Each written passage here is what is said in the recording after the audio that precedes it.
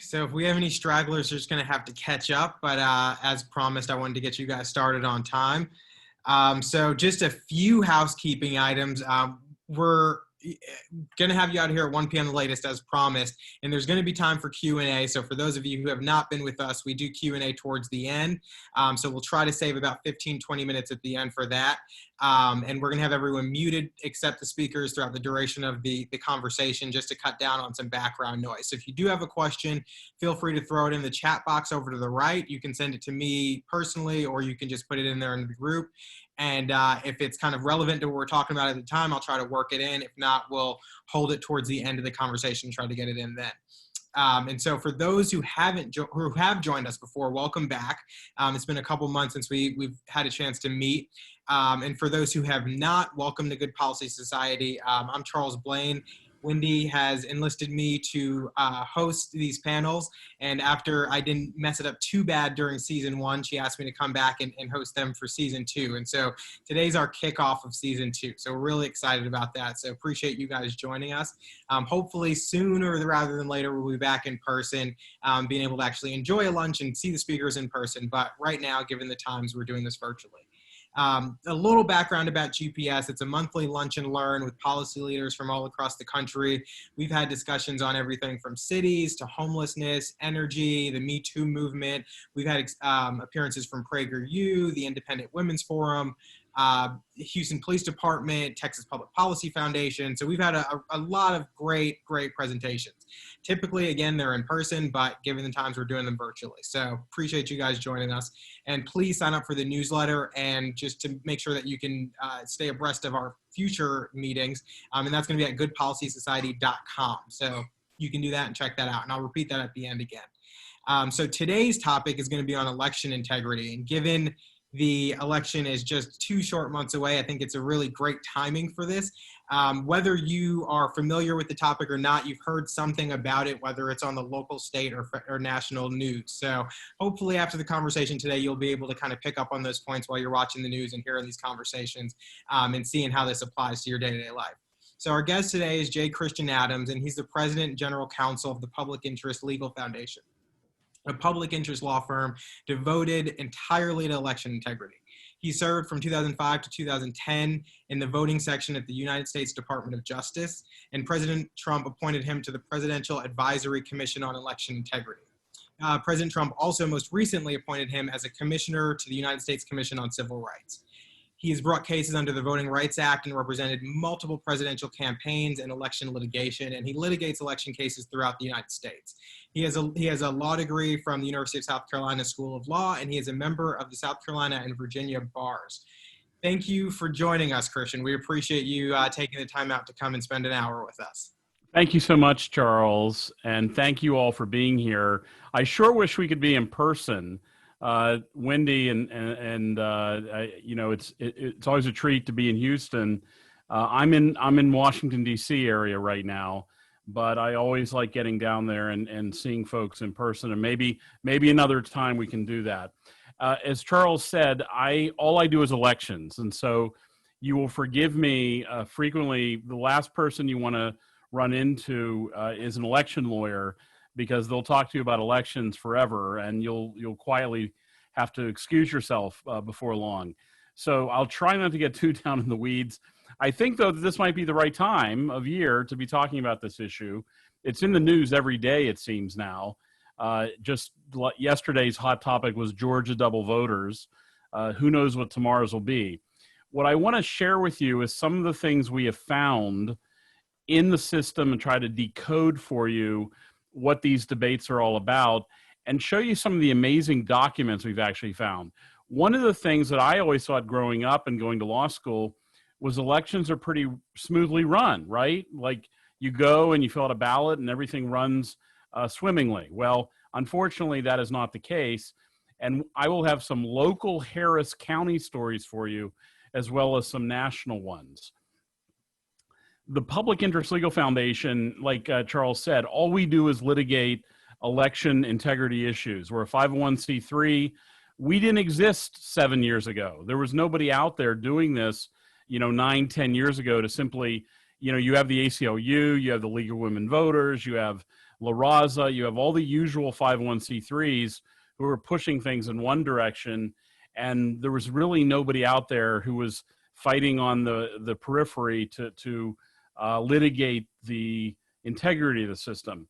So we brought some cases, incidentally, down in the Valley in Starr County, Zavala County, found some amazingly shocking things there in those cases. I'm happy to talk about more in the Q&A, but it demonstrated very clearly that even in Texas, you have issues involving the integrity of the elections. We found one person who on the voter rolls, I think it was in Zavala County, who had actually died in 1944, right? This person had been on the rolls for 60 years. A woman down there is still on the rolls. We also filed briefs to help Ken Paxton as best we can. He had a case last month where some people were saying that Texas, you guys require somebody to actually have COVID before they can do an absentee ballot, as opposed to being afraid they might have COVID.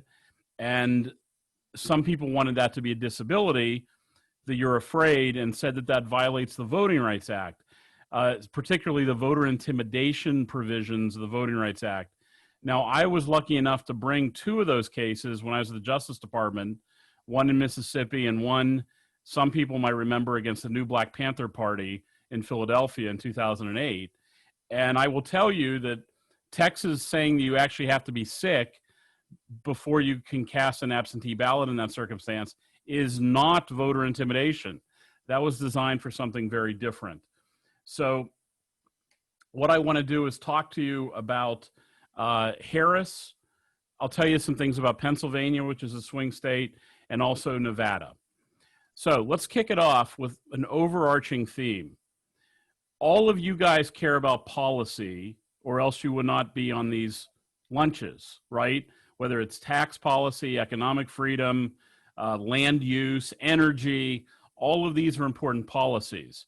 And for years, people have cared about policy, but something bigger is also in play that I think maybe you're seeing this year, and it's not policy, it's the process, okay? Instead of policy, people are now pouring money into the process. Changing, when I say process, what do I mean by that? Changing how we vote, when we vote, where we vote, who we vote for. In some places, they're even changing to things called ranked choice voting, where you vote for like 7 people at once, and it all goes into an automatic runoff if there's not 50%. That's happening in Maine. It was just decided, I think, yesterday, a big court case there. So I'll give you some other examples of process. You now have early voting in Texas. You didn't have early voting 10 years ago. Same-day voter registration. That's another big process issue. Another big process issue in Texas is you all passed a law that said before somebody can go out and start registering people to vote, you have to become a deputy registrar in Texas. It's a law that is very different from a lot of states. And the reason you did that in Texas is because those people were signing up bogus voters, or they were registering people to vote multiple times. And I'll show you some examples of that later in our talk. And so Texas passed a law that was addressed at process and said that you can only register people if you keep records, if you become a deputy and go through various training procedures. So this is what I mean by process versus policy. And what I want to emphasize, and this might be the most important thing I tell you today, okay, is there are hundreds of millions of dollars pouring into process fights, not policy fights, process fights. And that's why you're seeing enormous amounts of litigation in Texas being brought by like the League of Women Voters. That's why you're seeing 160 lawsuits around the country to try to change the rules of the 2020 election. We've filed briefs, I think, in 12 cases, and we have filed lawsuits against Detroit for having corrupted voter rolls. Same with Allegheny County, which is Pittsburgh, Pennsylvania. We're suing the state of Pennsylvania for reasons very similar to a lawsuit I'm going to tell you about in Harris County, Texas. So that's what I mean by process. And it's critical to understand how much money and how contentious these fights are. I mean, Texas, my goodness, you guys had voter ID litigation that went on forever. You had redistricting litigation that went on forever. It seems every time Texas does something, it gets sued by somebody. And that's what I mean by process. I want to jump in there and ask a quick question about the process, because we, locally, our commissioners court has seemingly kind of increasingly changed the process. They started with the countywide polling. I think they did that last election cycle. This election cycle, they wanted to do mail-in ballots countywide. They wanted to do applications countywide. They wanted to do a 24-hour voting day. They wanted to do a drive-through voting. And it kind of seems that they just keep pushing the ball forward. And so I'm interested, what other things should we be looking for them to push that you might be seeing in other states or other kind of localities that we have yet to see rear its ugly head here? Well, the biggest issue in 2020, Charles, that is going on in other parts of the country, that is the crown jewel of what these advocates want, is automatic vote by mail to everybody. And that's what is now going to happen in many places like Nevada because of COVID. And I'm going to get into Nevada in greater detail with some numbers, but I will show you, hopefully by the end of this talk, you will see for yourself with your own eyes with documents the dangers of automatic vote by mail and why it is important to hang on to the integrity of the system. Because make no mistake about it, folks, this process fight that I'm trying to emphasize is going on all around you. They believe if they change the process, they change the policy. That's what they think. If they change how we run elections, we get different results. That's why they're doing it, okay? It's sort of like somebody who's very good at Robert's Rules of Order. They know what a secondary amendment is and so forth. They're playing that game of sort of manipulating the outcome. And by the way, folks, this is not voter fraud. Let's be clear about this. It's not voter fraud if you make it legal, okay? And that's what they're trying to do. Okay, so let me show you some really, what I think are cool documents. They're going to scare you guys because you live there, all right? And I'm going to do a share screen here, but let me set it up for you first. Thanks to some very important support that we received a while ago, the Public Interest Legal Foundation sued Harris County to get the records of the non-citizens who were voting in Harris County. What, you ask?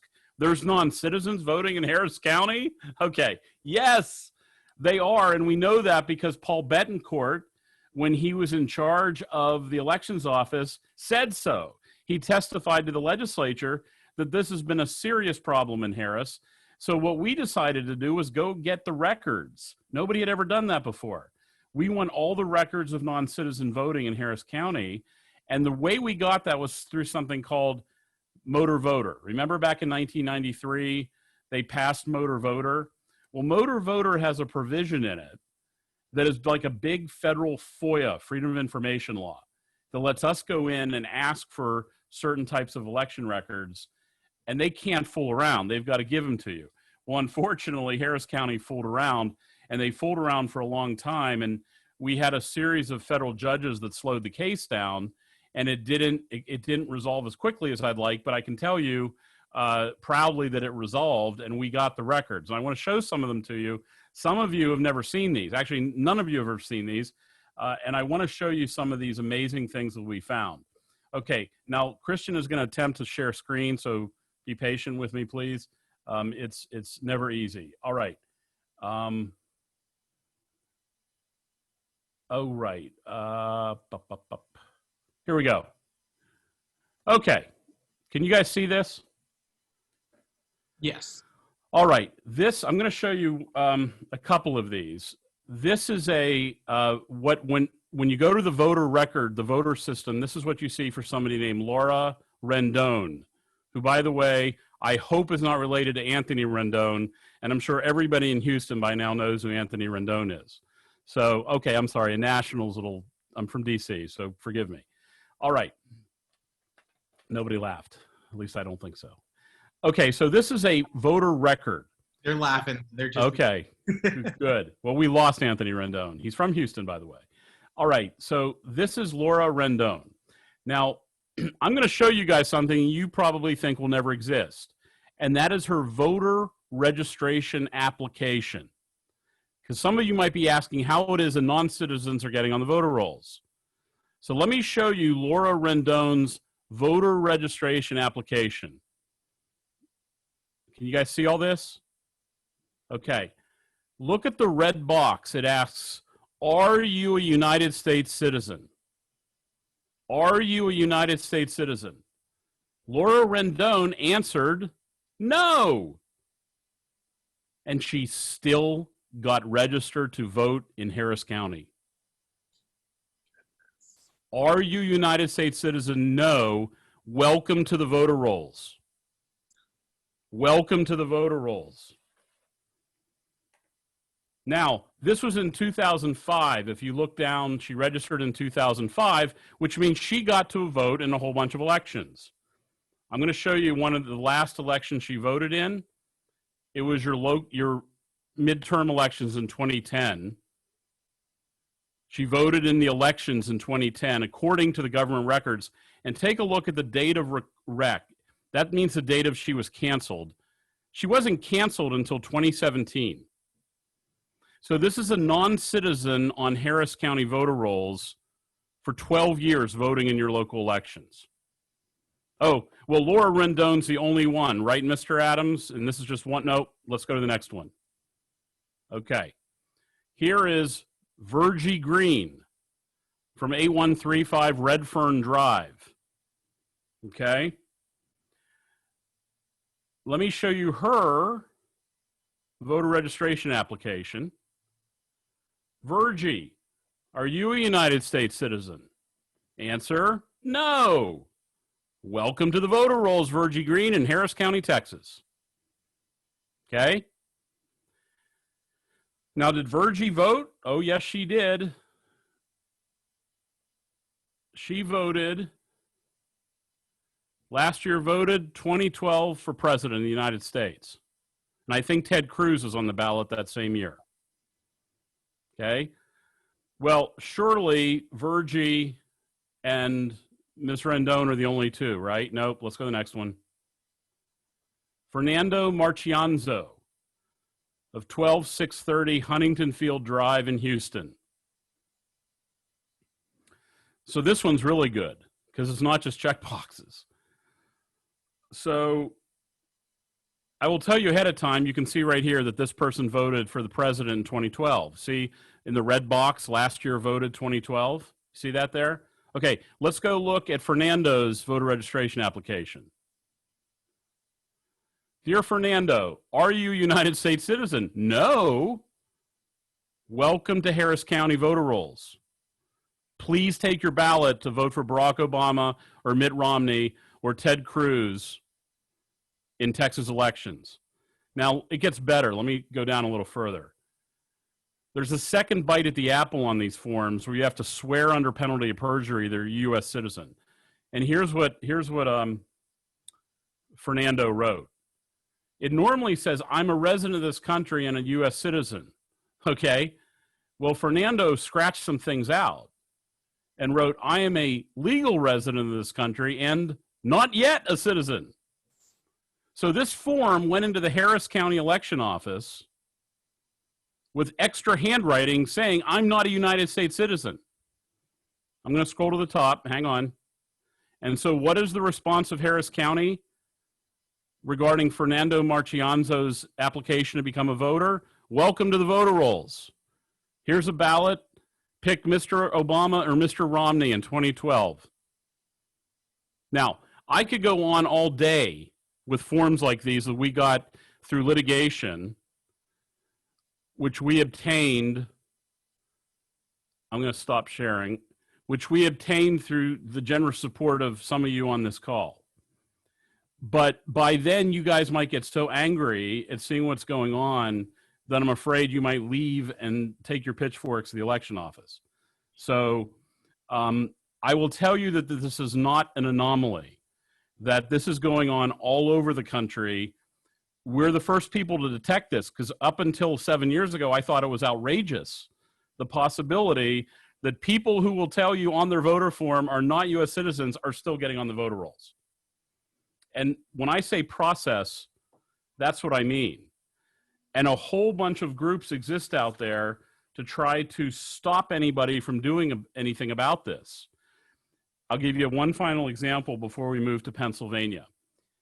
Kansas, under Secretary of State Chris Kobach, passed a law that said if you want to register to vote, you have to show proof of U.S. citizenship besides just checking that box. Now, you've seen you could check the box no and you still get registered. I will tell you, a lot of people check it yes, and we've got those too. But a lot of people check it yes, and that's all they got to do. You might be asking, well, does anybody check? The answer is no. Nobody's checking. Nobody's verifying. No one's verifying across the country. And here's why. When Kansas passed a law that said you have to show something extra, passport, birth certificate, anything, to show that you really are telling the truth, guess what happened next? Every group sued them on the face of the earth. And they sued to stop that plan from going into effect. They tried to block the Election Assistance Commission, which is an obscure federal agency that does the forms, from allowing Kansas to do that. Well, what's worse is the Obama Justice Department didn't defend the Election Assistance Commission, the people who did the form. So my organization, the Public Interest Legal Foundation, had to come in as defendants to defend a federal agency.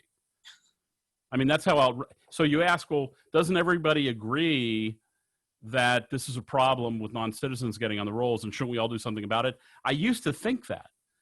I used to think that everybody would find this to be just a little too much and do everything we can to stop it from happening, but sadly that is not the case. Well, Christian, it's interesting because we hear a lot of times locally what they say is that, well, it's such an insignificant problem, it's not going to make a difference. But, you know, it's interesting. You find these, it's a handful of them. We have Texas House District 138, the last election cycle, they won by, I think, 66 votes. You know, our city council District H last election cycle won by 30 some odd votes, and they represent 250,000 people. So if you can find these just in, you know, in no time, really. I mean, I imagine that there's so many more out there. So after your settlement, are these folks purged from the rolls, or is this a problem that is consistently ongoing? I am not confident in the slightest, Charles, that this problem has been fixed. As a matter of fact, with the people now running your county, I'm convinced the problem might be worse. And you said something very important, that there's only a few votes that make a difference in some of these races. We know about a number of these cases because of the documents we got. There's lots of cases we probably don't know about because Harris County doesn't know about it. They said, yes, I'm a citizen, but they're really not. So clearly something needs to change in Harris County regarding this problem. I will tell you that the behavior of the Harris County lawyers who represented the county, you guys know far more about the county attorney down there than I do, but it was utterly shocking. I mean, the intransience and the unwillingness to address this problem. I even think there was a time where they became very personal about it, but then lo and behold, they have a problem on their hands. So, okay, let's, if we might, let's travel to Pennsylvania. As I mentioned, and this relates directly to vote by mail, guys, so this is relevant to efforts to make automatic vote by mail reality. Now, what is automatic vote by mail? It is the idea that they take every single name on the voter roll and just mail them a mail ballot. Now, I'll give you some numbers momentarily about Nevada, but let's first stop in Pennsylvania. In Pennsylvania, we sued Pittsburgh, Allegheny County, because we found a lot of problems with the voter rolls there. And I'm going to show you one of them. Now, just imagine when you're looking at what I'm about to show you, that Pennsylvania had automatic vote by mail. Pennsylvania is a swing state. It might decide the next president. It might decide control of Congress. So take a look at this. There we go. This is another voter registration application. Now, you guys saw them for Texas. This is for Pennsylvania. And this is for an individual named Rashawn Slade from Pittsburgh, Pennsylvania. Okay. You can see Rashawn's birthday looks like September 14th, 1996. And Rashawn Slade registered to vote on October 1st, 2016. Y'all see that? This was a valid Rashawn Slade voter registration. Now let's jump down, get ready.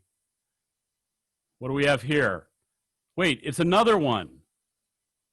Rashawn Slade, Pittsburgh, Pennsylvania, same address, same birth date, same phone number.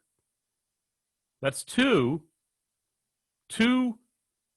voter registrations for Rashawn Slade that were accepted as and valid and hot on the voter rolls. Okay, folks? These were people who were registered to vote in the key swing state of Pennsylvania just a few months ago before we found this. So that's two. Wait, could there be more? Aha. What do we have here? Another Rashawn Slade. Same birthday, same address, same phone number. Political party noted on that one. Date of registration, June 15, 2018. Okay, so we're up to three now. Let's keep going. Could there be more? Ah, what do we have here? Rashawn Slade, number 4. Registered October 6, 2016, right before Trump versus Hillary. Same address, same birth date, same phone number. So we have 4. There couldn't possibly be 5, could there? Yes, there could. Here's number 5. Rashawn Slade, same address, same birthday, registered the day before, October 5th, 2016. We're up to 5. Now, surely, Christian, there's not a 6, is there? Yep, there is. Here's number 6. Rashawn Slade, same address, same birthday, same phone number, September 20th, 1916.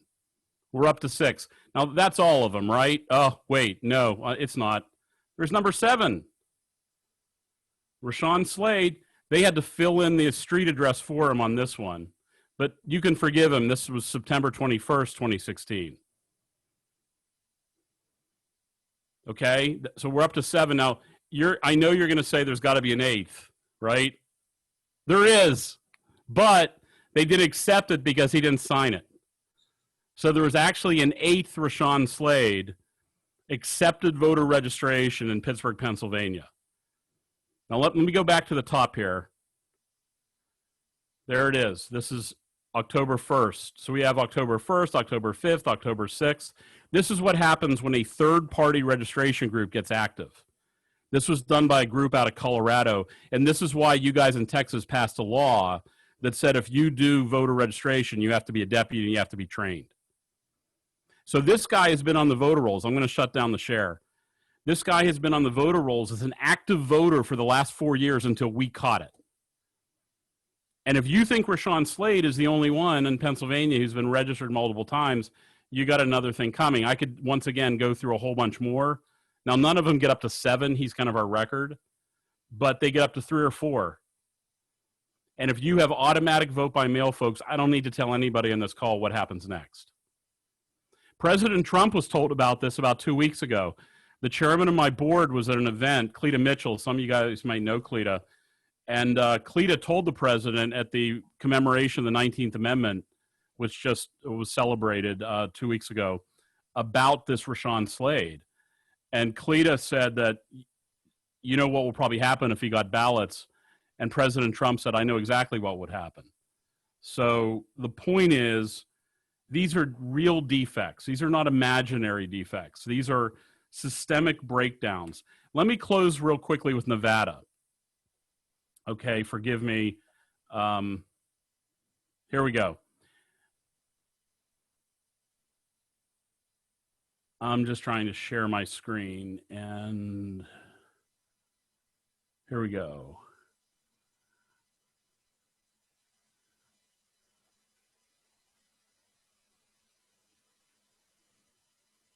There we are.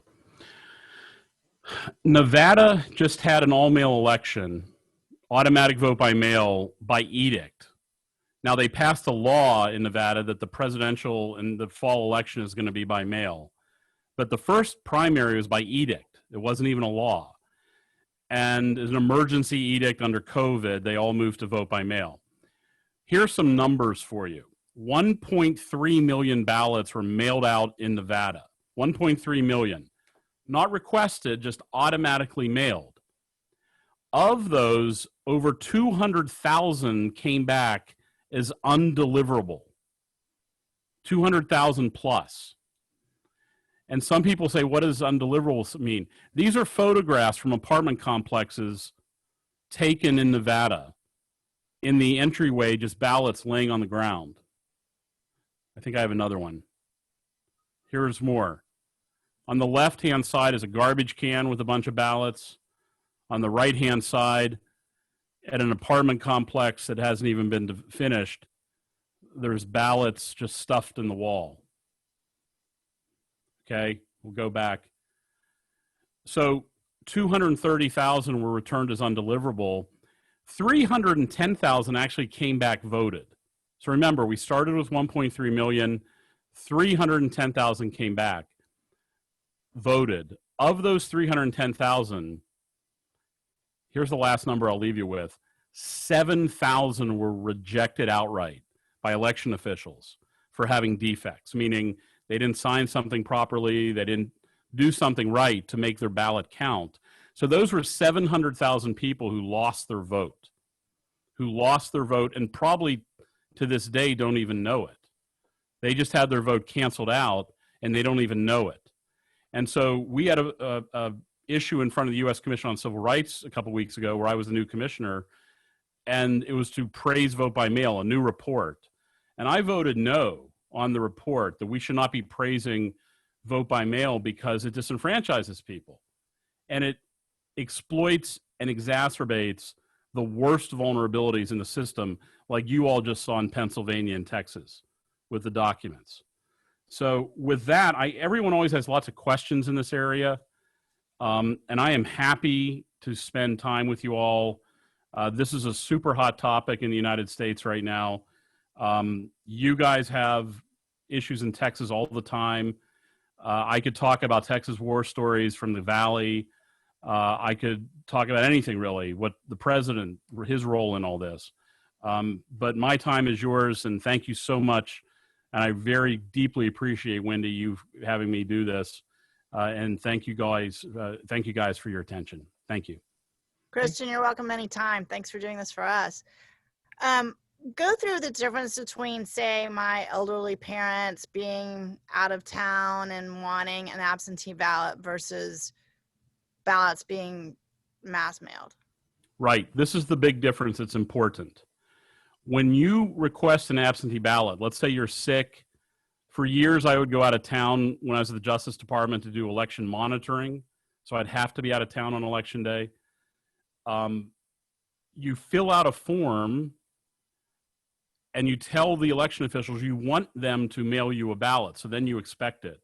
And it has procedures in it to validate that you are who you say you are. The ballot goes to the correct place. Things of that nature. There's a signature matching procedure. Vote by mail is totally different.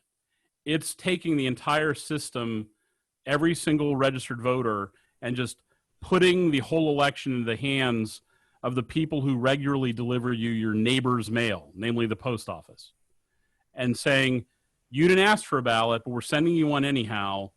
Here it is. And that's the big difference. There's no verification procedures. They just mail things to the last known address.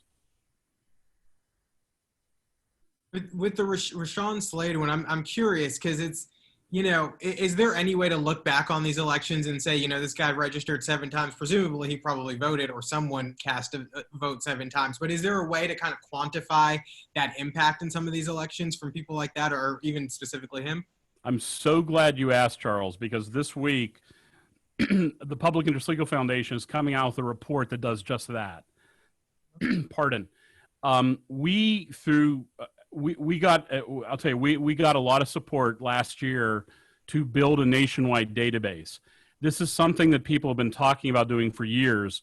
When President Trump appointed me to the National Voter Integrity Commission, we were going to do this until the whole thing fell to pieces because of litigation being brought against the commission, and it was dissolved. So we finally have done that, and this week we'll be releasing the examples of people who were registered multiple times and voted multiple times. I will tell you, and now Logan, you're going to earn your seat at the table. Just correct me if I'm wrong. Logan is one of the staffers at PILF, and I asked him to be on the call. North Carolina is the worst. Am I right about that, Logan? North Carolina and Georgia are essentially neck and neck in 2018 general election and the 2016 general election, the November elections. Each state put up about 9,800 examples of people registered twice, same name, same home, same date of birth, just like Rashawn Slade's. 9,800 cases apiece in each election between Georgia and North Carolina, where they are credited for voting twice, uniquely under each registration. And we were able, where the data was provided for it, to quantify of those double votes, what percentage of people registered twice were casting 2 mail ballots sent from their house and on back. And in both of those states, it was about 50% of second votes were cast in the mail, both times. So if Rashawn was in Georgia or North Carolina in those 2 elections, he would have got 7 ballots in the mail, and very good chance he would have voted 7 times, and it never would have been caught. It takes someone like us to see it. It's not like North Carolina matters in this election, does it? Oh, of course it does. I mean, look, every state matters, but when you're having this sort of thing happening in Pennsylvania, in North Carolina, in Nevada, I didn't even get into Florida and Wisconsin yet on this call, but we're seeing that it's happening in places you really wish it weren't. Christian, you know, obviously there's a lot of people, Rashawn especially has early onset of Alzheimer's. He's forgetting that he's voting. Very early. There's another side to this, though, that my wife and I were discussing, just given a wedding. I mean, just to send invitations out, I can't tell you how many had the correct address on them. Didn't get to them, didn't get back to us. I mean, it's 6 months, 7 months. We're just now starting to see some of them. It's amazing. So there's a side of the ones that are even legal making it to the destination. That is a great point, and let me give you a statistic. The United States Postal Service Inspector General came out with a report recently that set a goal for election mail, a success goal, a percentage that they want to have successful. This would not work down the road at Johnson for you guys, okay? If the Johnson Space Center set this goal, it would be a disaster because it's only 96%. 96% is the stated goal of the post office for political mail. Now, they're not even meeting that. I'm just telling you what their goal is. So that should, anytime someone talks to you about the vote by mail, the post office says 4% failure is acceptable. Well, guess what? 4% was the margin of error in 10 states in 2016, representing 124 electoral votes.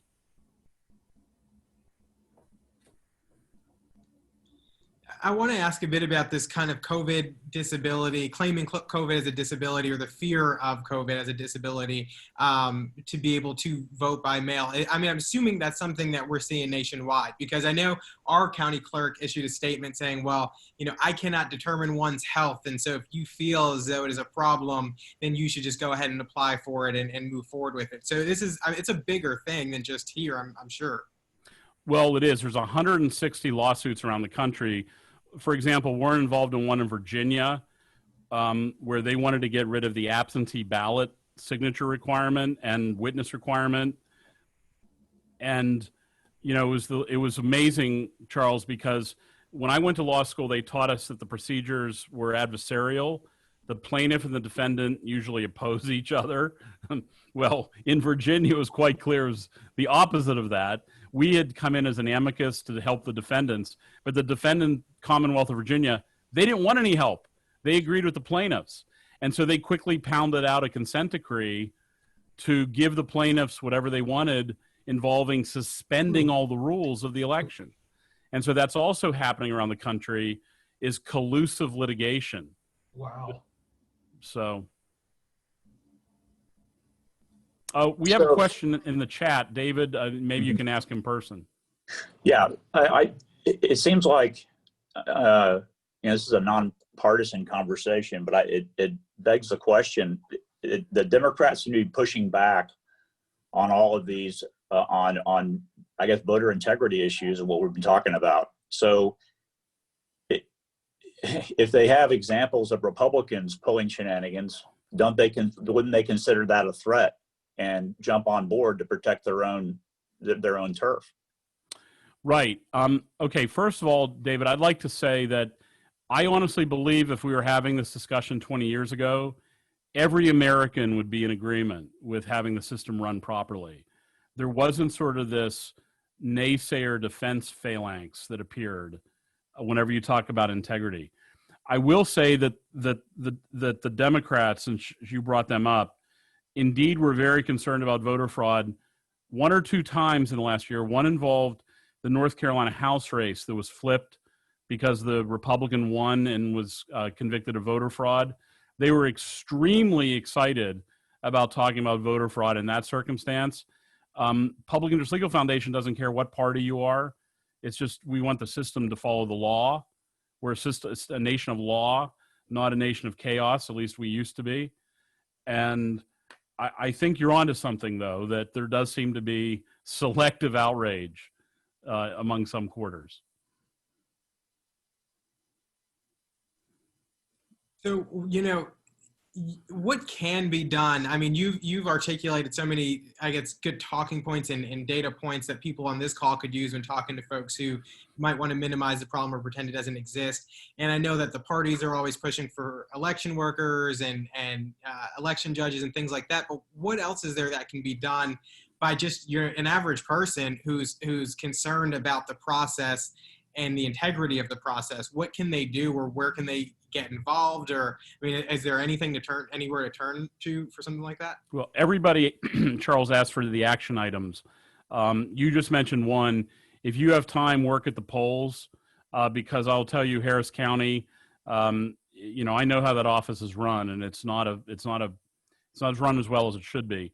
If you can't work at the polls, tell your kids or grandkids to do it. I always tell people that if you don't want to do it, get 5 other people to do it in your stead. It's sort of like the Union Army and the Civil War. Have someone go for you.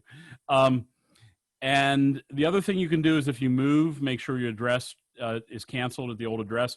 I don't think that's much of a problem for a lot of people, but if you do move, do that. Probably the other big thing I'd say is be aware that this fight is happening, and it's full of personal invective directed at people who, frequently are trying to fight the good fight. We've suffered a lot of scars, being called all kinds of names. I mean, I wish, I'm trying to remember. I mean, Eric Holder has always called me names. I'm trying to think who else is out there. I mean, it's not always pleasant, but realize that sometimes the ends justify the means, it seems, and people get attacked pretty viciously. And it doesn't mean that they're a bad person. It just means there's a lot of money behind trying to change this process. Right. And I just want to remind everybody, you can throw questions in the chat, or if you just want to unmute yourself and ask a question, feel free. We still got some time, so there's some time. I'll just move back a skosh. It sounds like battleground states are where this is happening, and that's no accident. For sure.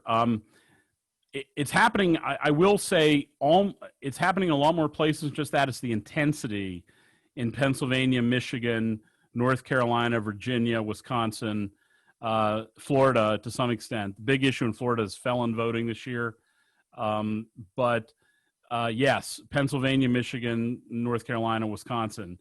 But it's also happening in Texas, and it's happening in Louisiana and Georgia and South Carolina, believe it or not. I mean, I'm just going around the horn. Montana, Sometimes it's related to contested Senate races like in Montana, but they just have an abundance of riches. It's like the only place I don't think anything's happening is Hawaii. I'd have to check on that, but I think Hawaii might be the one litigation-free state. Vermont maybe too. One of the things I've heard a lot about from one of our county commissioners who's been wildly supportive of changing the process has been that some of the things that we have been doing have been akin to a poll tax, and Yeah. that we support voter suppression if you support making sure that every vote counts and all this kind of stuff. So you touched upon it before, but how do you push back against those kind of arguments? Because I think he said that I supported suppression because I didn't support sending ballot applications to everybody in the county. So anything you could provide there would be. I'm so glad you asked that question for a couple of reasons. I actually have hanging on my wall in my office a full-page New York Times advertisement, which I found out cost $300,000, is in the Sunday Times, attacking me and Ken Blackwell and Hans von Spakovsky by People for the American Way as voter suppressors. And I put that up there because it reminds me how much money they have to burn if they take out a full-page New York Times ad. I got it professionally framed. So, look, voter suppression is a fake term.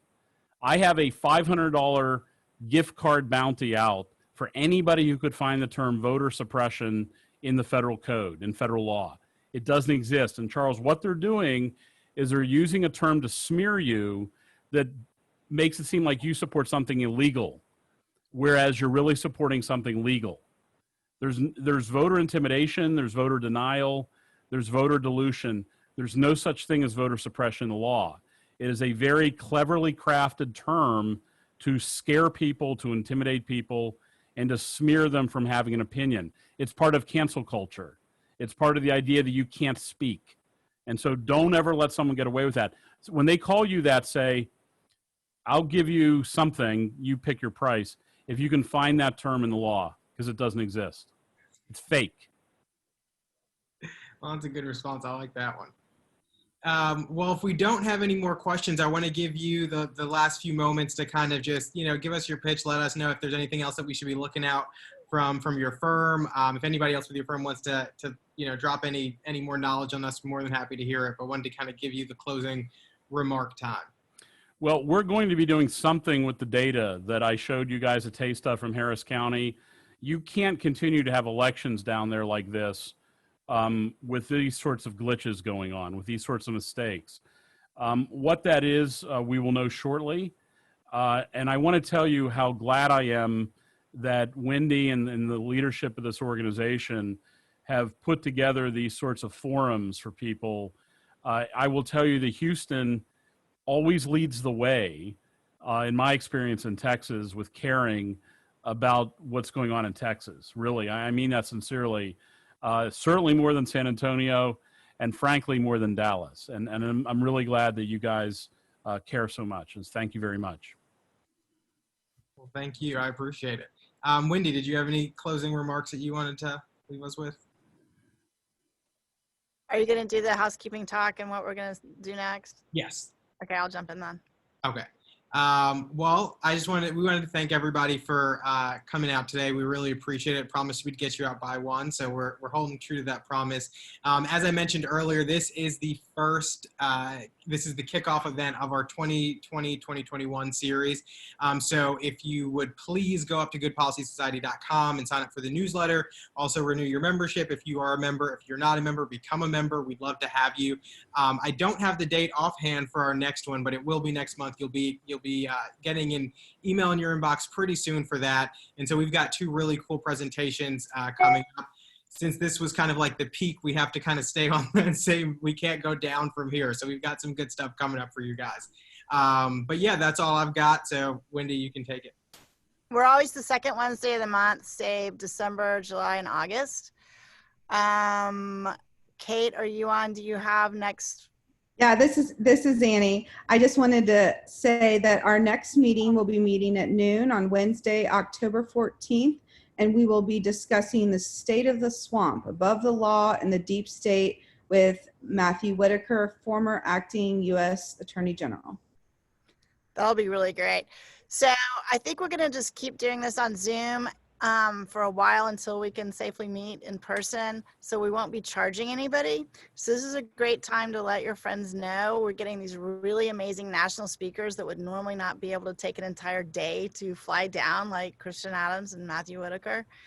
And then we've got a local star. I mean, he's just been blossoming right in front of our eyes. And Charles Blaine has been named one of the 40 under 40 of the Houston Business Journal, and those articles will be coming out in October. He is probably the best writer on our city, if you want to know what's going on at City Hall and around town, and with Helena Hidalgo and all the county people as well. So Charles's website is urbanreform.com. Org. What? .org. Urbanreform.org. You can sign up for his newsletter. And you're on what station on Sunday mornings? Fox 26. Every other Sunday? Every Sunday. It's become every Sunday. Yeah. Of course it has. You're gonna be doing 6 o'clock news any minute now. So congratulations, Charles. Thank you all for coming.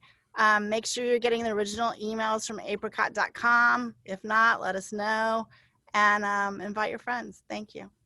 Thank you, Christian. Thanks. Bye-bye, guys. Bye. Thanks, Logan and Noel.